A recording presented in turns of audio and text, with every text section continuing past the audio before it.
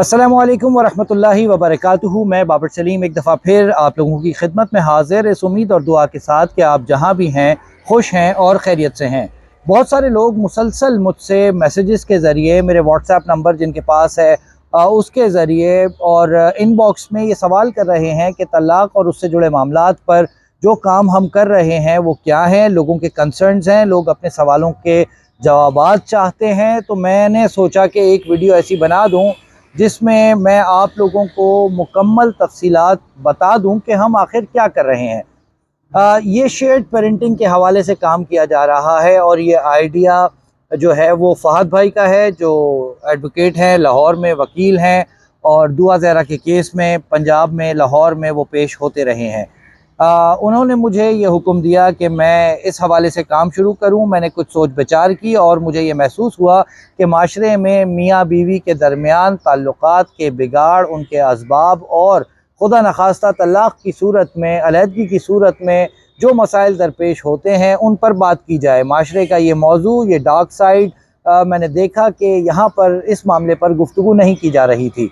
इस वक्त हम रिकॉर्डिंग्स कर रहे हैं, इन दिनों में जिस वक्त मैं आपसे बात कर रहा हूँ इसके बाद भी हमारी एक रिकॉर्डिंग होनी है। पहले फ़ेज़ में हम मुख्तलिफ वो लोग जिनकी तलाक़ें हो चुकी हैं उन लोगों की स्टोरीज़ जो हैं वो आप लोगों से शेयर करेंगे। ये दरअसल वो हम कोशिश करेंगे कि हक़ाइक़ सामने आएँ। क्या वजूहात रहीं, शादियाँ क्यों टूटीं, कहाँ पे गलतियाँ थीं, शादियों के टूटने के बाद मसाइल क्या पैदा हुए, जहेज़ के क्या मामलात थे, बच्चों की कस्टडी के क्या मामलात थे।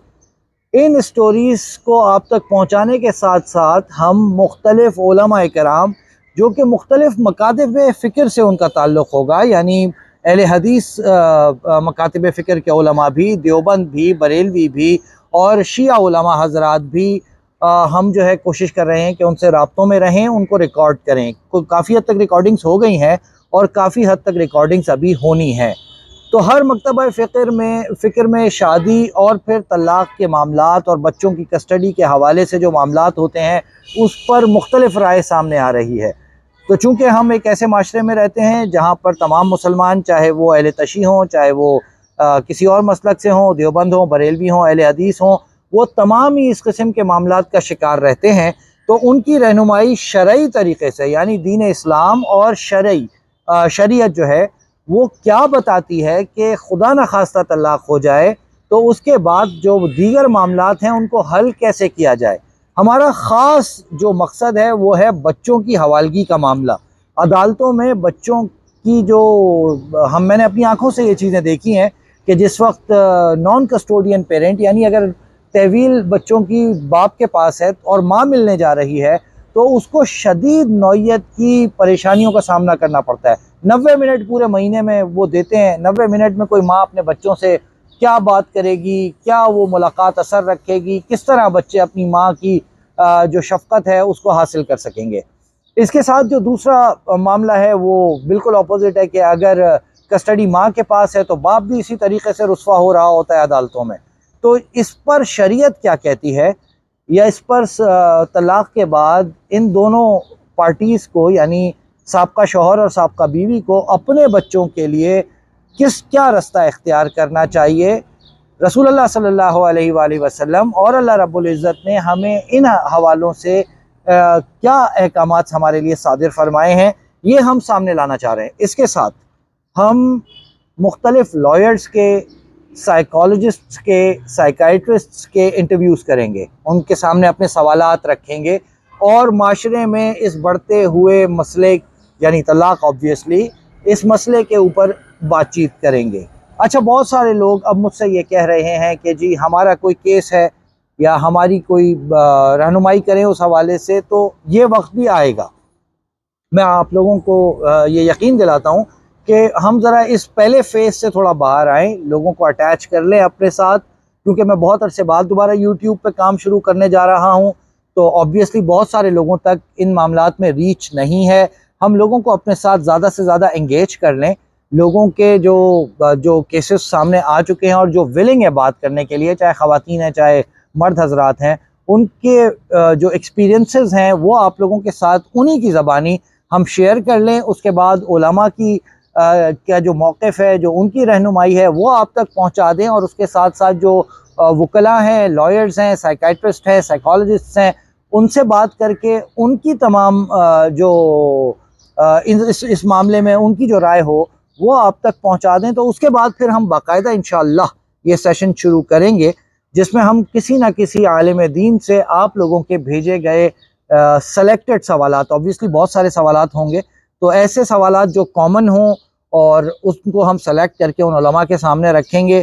آپ کو اس چیز کی اجازت ہوگی کہ آپ ہم سے یہ کہیں کہ اس عالم سے پوچھیں، یعنی اس مسلک کے عالم سے ہمیں اس کا جواب دلوا دیں، تو ہم پھر اس کنسرن مسلک کے عالم سے جس کی جانب آپ ہمیں حکم صادر فرمائیں گے، ہم ان تک آپ کا سوال بھی پہنچائیں گے، ان کا جو جواب ہوگا وہ بھی لے کر آپ کو دیں گے انشاءاللہ۔ تو یہ میں نے سوچا میں مختصراً آپ لوگوں کو بتاؤں کہ میرا ارادہ کیا ہے، میری خواہش کیا ہے، اور میں کیا کام اب یوٹیوب پہ کروں گا۔ اس کے ساتھ دیگر چیزیں چلتی رہیں گی، جو نیوز سٹوریز ہیں۔ آج جس وقت میں آپ سے بات کر رہا ہوں، شیلا رضا جو ہیں وہ ایک پریس کانفرنس کر رہی ہیں، وہ میں نے ابھی سنی، اس میں ام حبیبہ کا تذکرہ بھی انہوں نے کیا، ایک اور بچی کا تذکرہ بھی کیا۔ بڑی الارمنگ سچویشنز ہیں وہ، میں انشاءاللہ ان پر بھی ساتھ ساتھ کام کرتا رہوں گا۔ لیکن یہ چیز وہ ہے جس کے اوپر آپ مجھ سے سوال کر رہے ہیں، اور میرے اوپر یہ میرے خیال سے واجب ہو گیا کہ میں آپ لوگوں تک کم از کم یہ پہنچا دوں کہ ہم کیا کرنے جا رہے ہیں۔ اللہ رب العزت سے یہ دعا کرنی چاہیے کہ زوجین کے درمیان محبت قائم رہے۔ طلاق کے بعد بچے رل جاتے ہیں، نہ بھی رلیں، پیسے کے اعتبار سے، معیشت کے اعتبار سے وہ ان کو سہولت رہے، لیکن تربیت کا جو فقدان ہے، جو فیکٹر تربیت کا مائنس ہوتا ہے ان کی زندگی سے، یہ بچے کبھی معاشرے میں 100% کردار ادا نہیں کر پاتے۔ میں سب کی بات نہیں کر رہا، لیکن اکثریت میں نے جو دیکھا وہ ایسا ہی ہے۔ اس سیریز میں ہم کوشش کریں گے کہ اپنے دوستوں سے بات کریں جو کورٹس میں ہوتے ہیں، اور جہاں بچوں کی ملاقات ہوتی ہے اس وقت کے مناظر بھی آپ کو دکھائیں، وہاں پیرنٹس سے بھی آپ کی بات کرائیں۔ آپ دیکھیے گا بچے کیسے تڑپ رہے ہوتے ہیں ملنے کے لیے، یا پھر کیسے انجان بنے ہوتے ہیں اس ملاقات میں کہ سامنے ماں ہے یا باپ وہ پہچانتے ہی نہیں ہیں۔ تو یہ تمام تر تفصیلات تھیں جو میں نے سوچا آپ لوگوں تک پہنچا دوں۔ میرے لیے دعائیں خیر کرتے رہیے گا، بہت ضروری معاملہ ہے، بہت اہم معاملہ ہے، میرے ساتھ جڑے رہیے گا۔ اللہ پاک اس عمل کو میرے لیے، میرے گھر والوں کے لیے، میری آنے والی نسلوں کے لیے باعث خیر و برکت بنا دیں، اس کو ہماری نجات کا باعث بنا دیں۔ اپنا اور اپنے اطراف میں لوگوں کا خیال رکھیے۔ جو لوگ یہاں پر، میں ایک بات اور اس دعا سے پہلے کہہ دوں، جو لوگ اس ویلاگ کو پورا دیکھ لیں وہ پلیز مجھے بتا دیجیے گا کمنٹس میں کہ مزید بھی اگر کچھ ہونا ہے، کیونکہ کچھ علماء کی ریکارڈنگز باقی ہیں، وہ ہم پوری کر سکیں، آپ کا وہ سجیشن اس میں ڈال دیں۔ اپنا اور اپنے اطراف میں لوگوں کا خیال رکھیے گا۔ والدین حیات ہیں ان کی خدمت کریں، دنیا سے جا چکے ان کے لیے دعائیں خیر کریں، مجھے بھی اپنی دعاؤں میں یاد رکھیں۔ السلام علیکم ورحمۃ اللہ وبرکاتہ۔